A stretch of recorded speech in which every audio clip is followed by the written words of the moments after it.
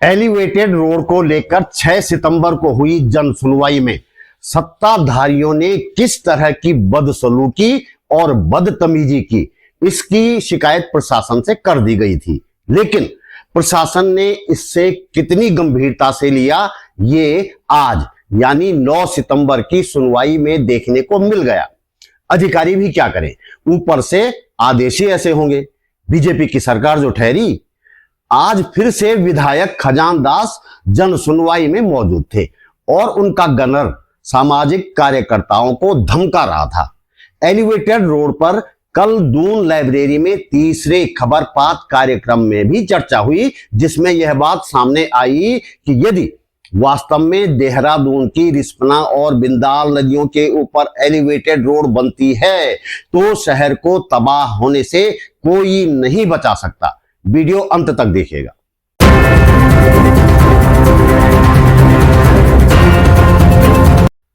नमस्कार, बात बोलेगी चैनल पर आपका स्वागत। मेरा नाम है त्रिलोचन भट्ट और मैं करता हूं जन सरोकारों की बात एलिवेटेड रोड की आज हुई सुनवाई से ही शुरू करते हैं। 6 सितंबर की जन सुनवाई में बीजेपी के नेताओं, पार्षदों और महिला पार्षदों के पतियों ने किस तरह की बेहूदगी की, यह मैं पिछले वीडियो में बता चुका हूं। उनकी इस बेहूदगी को लेकर विभिन्न जन संगठनों की ओर से कल 8 सितंबर को डीएम को एक ज्ञापन दिया गया। डीएम की गैर मौजूदगी में एसडीएम कुमकुम जोशी को ज्ञापन सौंपा गया। संगठनों के प्रतिनिधियों ने उन्हें मौखिक रूप से भी बताया कि जन सुनवाइयों में किस तरह की अनियमितताएं हो रही हैं या किस तरह की अनियमितताएं बढ़ती जा रही हैं।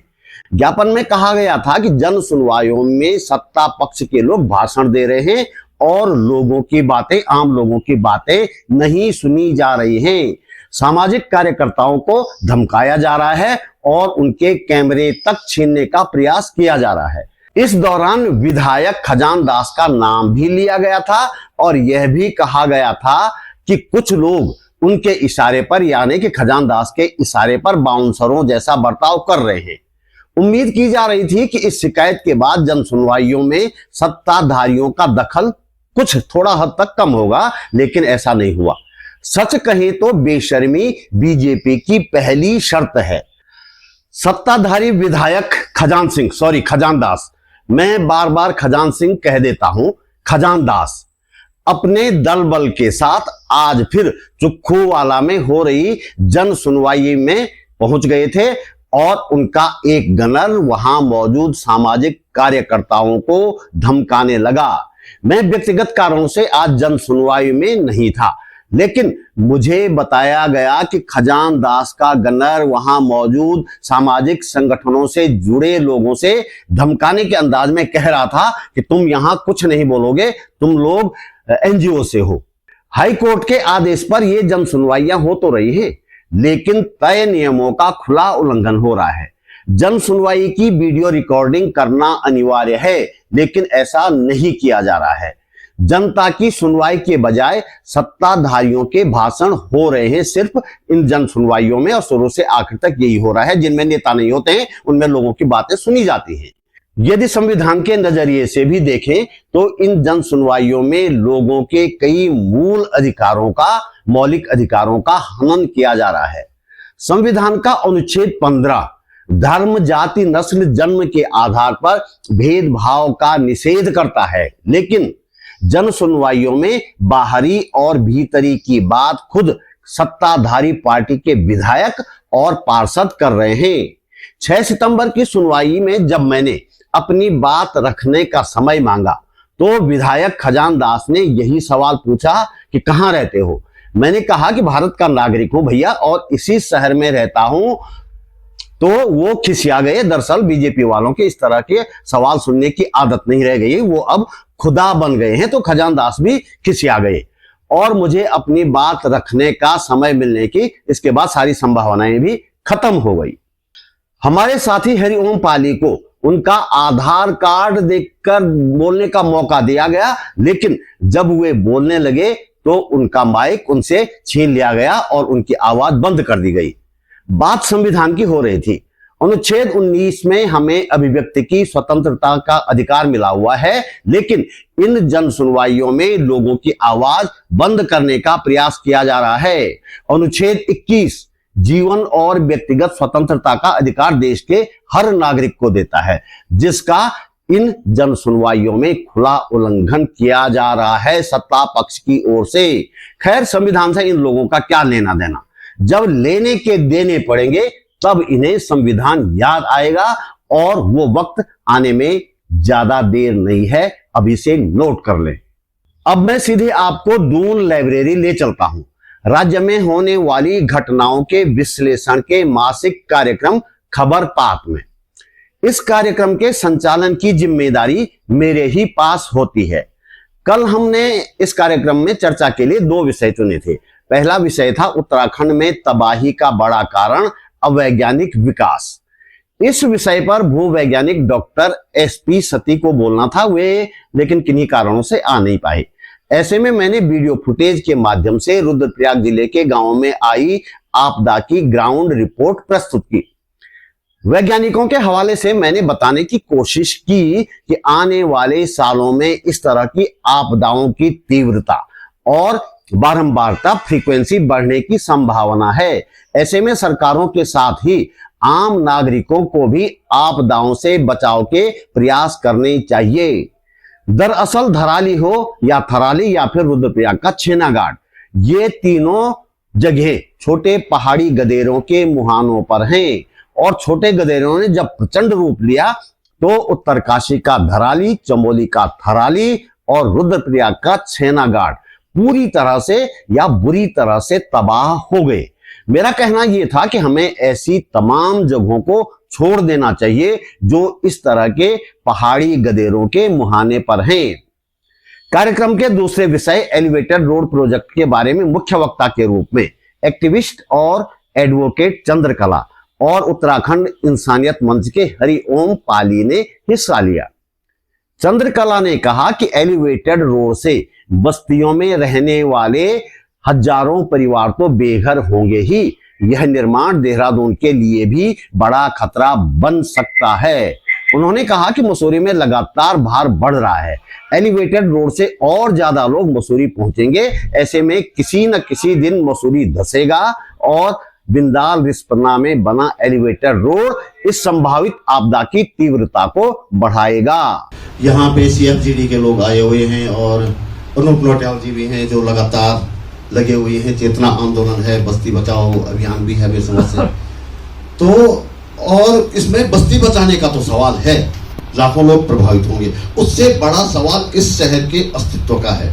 तो पर्यावरण की दृष्टि से कहाँ कितना नुकसान संभव है इस एलिवेटेड रोड से देहरादून को। देखिए, फिर मैं अपनी बात पे वापस आती हूँ कि देहरादून का जो आपने बस्ती की बात की, ये बात हो रही है जो पूरी एलिवेटेड रोड को जस्टिफाई किया जा रहा है, वो किया जा रहा है कि बिंदाल और रिस्पना नदी जो जिसके किनारे मतलब तथाकथित मैं शब्द कहूंगी कि बाहरी लोग आकर यहाँ पर कब्जा कर लिए और उन्होंने शहर को गंदा कर दिया। ये एक पूरा एक नैरेटिव स्थापित किया जा रहा है और ये लगातार देहरादून में किया जा रहा है। मैं समझती हूँ देहरादून को अगर ये कोई कहे कि यहाँ पे बाहरी व्यक्ति आए तो मैं समझती हूँ कि 90% व्यक्ति देहरादून में कुछ पहाड़ से आए हैं, कुछ मैदान से आए हैं।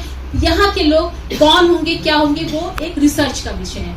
तो देहरादून की जो 2 बस्तियों का सवाल है, जो बिंदाल और रिस्पना के इर्द गिर्द जो बसे हुए हैं, वो यहाँ की पूरी अर्थव्यवस्था का आधार है। यदि सरकार को बिंदाल को, रिस्पना को सही करना है, उसको जीवित करना है, पर्यावरण की वास्तव में उसको चिंता है, तो सबसे पहले जो बस्ती के लोग हैं उनको उनको एक मतलब क्या डिग्निफाइड मतलब उनको उनके अनुकूल कम से कम इतनी व्यवस्था तो दी जाए कि वो अपना जीवन चला सके। तो उनको वास्तव में अगर करना है, शहर को बहुत खूबसूरत बनाना है तो बनाइए, लेकिन पेड़ लगाने होंगे और वो जो भी बस्ती के लोग हैं उनके लिए एक अलग से व्यवस्था करनी होगी, उनको मकान के बदले मकान देना चाहिए। और रही बात, मैं जो यहाँ पर ज्यादातर लोग मैं समझती हूँ कि यहाँ पे मध्यम वर्ग के लोग बैठे, तो मैं मानती हूँ कि जो मध्यम वर्ग है किसी भी विषय को, किसी भी आंदोलन को, किसी भी चीज को अगर मध्यम वर्ग इकट्ठा होकर उसको एक गति देता है तो वो एक बेहतर दिशा में जाता है। तो मैं हरिओम पाली ने कहा कि यह रोड पर्यावरण को भारी नुकसान पहुंचाएगी। इससे प्रभावित होने वाली बस्तियों के लोगों का पुनर्वास करने के बाद ही इस पर काम शुरू किया जाना चाहिए। उन्होंने यह भी कहा कि एलिवेटेड रोड को लेकर की जा रही जन सुनवाइयों में जनता की बात नहीं सुनी जा रही है, केवल नेता भाषण दे रहे हैं और वो भी सत्ताधारी नेता। उन्होंने आम लोगों की बात सुनने की जरूरत बताई। यात्री लोग आ रहे हैं, वो बद्री केदार वाले नहीं, मसूरी घूमने वाले पर्यटक जो लोग आ रहे हैं, वो जो बड़ी बड़ी गाड़ियों में आ रहे हैं, जिनके लिए हमने तथाकथित रूप से एक सड़क बनाई थी कि 2.5 घंटे में ही वो दिल्ली से देहरादून आ जाए। उन लोगों को ये लग रहा था कि 2.5 घंटे से हम देहरादून तो पहुंचा दे रहे हैं उनको, लेकिन वो देहरादून के अंदर ही मसूरी पहुंचने में उनको बहुत ज्यादा टाइम लग रहा है। ये सवाल लगातार अनुप पटेल जी भी और सीएम जी भी लगातार उठा रहे हैं। की बात को आगे बढ़ा रहा हूँ क्योंकि मेरे पास अपना कोई अलग से कोई वो नहीं है। जो सारी बातें पब्लिक डोमेन में है, मैं उन्हीं चीजों को कह रहा हूँ कि जब लग रहा था कि देहरादून में बहुत ज्यादा वो है, तो उन्होंने ये सोचा, कुछ जो पीडब्ल्यूडी के लोग थे, कुछ सरकार में बैठे लोग थे और कुछ लोग वो जो ये प्रकरण कुछ कमाना चाहते हैं, उन लोगों ने इस परियोजना के ऊपर अपनी बात रखी। लेकिन मेरा साफ कहना है कि ये पूरी तरीके से ये जो परियोजना बनाई गई है, ये कुछ उन लोगों के लिए बनाई गई है जो एक एलीट क्लास है, जो अपर क्लास है, जो घूमने के लिए मसूरी आना चाहती है, उन सबको जो मसूरी ले जाना चाहते हैं। अब ठीक है, लेकिन ये तो कह रहे हैं कि यहाँ ट्रैफिक जाम की समस्या कम हो जाएगी और कई प्रोजेक्ट दिखाया उन्होंने, वो लगातार क्या कहते हैं, एक एनिमेशन वीडियो भी बनाई है कि जाम कम हो जाएगा। देखिए भट्ट जी, रिंग रोड भी तो बनाई जा रही है। रिंग रोड भी तो ट्रैफिक कंट्रोल के लिए बनाई गई है। हमने सारी सड़कों को चौड़ा किया है। हमने तो दून स्कूल की भी आधी 120 करोड़ की जमीन उनसे ले ली। क्या इनसे हमारा यातायात हुआ?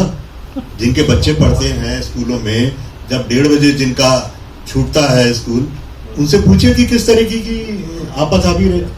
देखिए, बहुत जरूरी है कि जब तक यातायात के मामले में आम नागरिकों को जागरूक नहीं किया जाएगा, यातायात संबंधी जो प्रॉब्लम है वो खत्म नहीं होने की।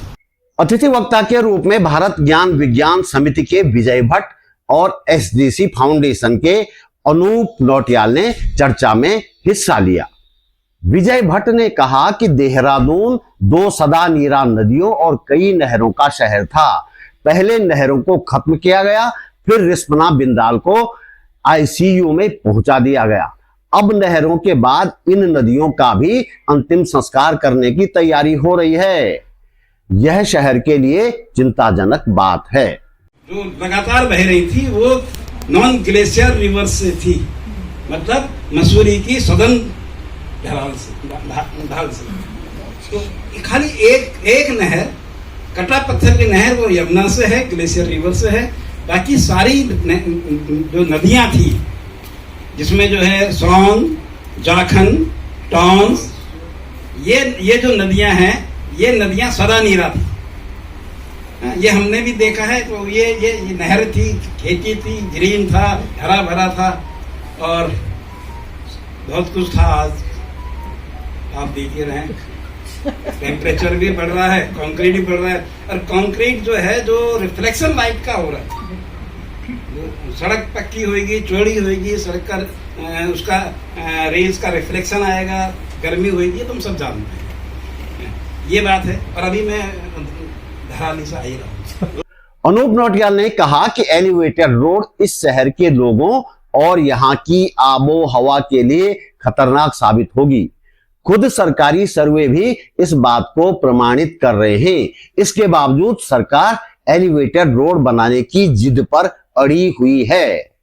अब रिस्पना बिंदाल आप सभी को पता है, भाई सभी यहाँ पे जितने लोग हैं सभी जागरूक हैं, कोई नई बात नहीं है। पहली बात तो ये है कि सभी को पता है कि भाई क्यों इतनी सारी सड़कें बन रही है मसूरी जाने के लिए। पहला तो सवाल यही है। दूसरी बात, आपने कोर्ट का कहा, असल में मैं माफ़ी भी चाहूँगा, मेरे कुछ बाध्यताएं हैं कि मैं जन सुनवाई में क्यों नहीं जा रहा हूँ, क्योंकि एक मैटर जो है सब जुडिस है। तो इसलिए मुझे राय दी गई है कि मैं ज़्यादा ना बोलूँ। हम उसी उसी हाँ, मुद्दे उसी पे पे हाँ, मैं रिक्वेस्ट भी करूंगा अगर वीडियो वगैरह ना बनाया जाए। तो दोस्तों इस वीडियो में इतना ही। हम आपसे सहयोग की उम्मीद करते हैं। आपका सहयोग लाइक के रूप में हो सकता है, कमेंट के रूप में हो सकता है, वीडियो शेयर करने के रूप में हो सकता है, या फिर आर्थिक मदद के रूप में भी हो सकता है। आर्थिक सहयोग देने के लिए मैं अर्चना मौर्य जी, सचिन कुमार घेड़ियाल जी और पीयूष शर्मा जी का आभारी हूं। बलवंत सिंह चौहान ने भी आर्थिक मदद दी है, पुनः आभार।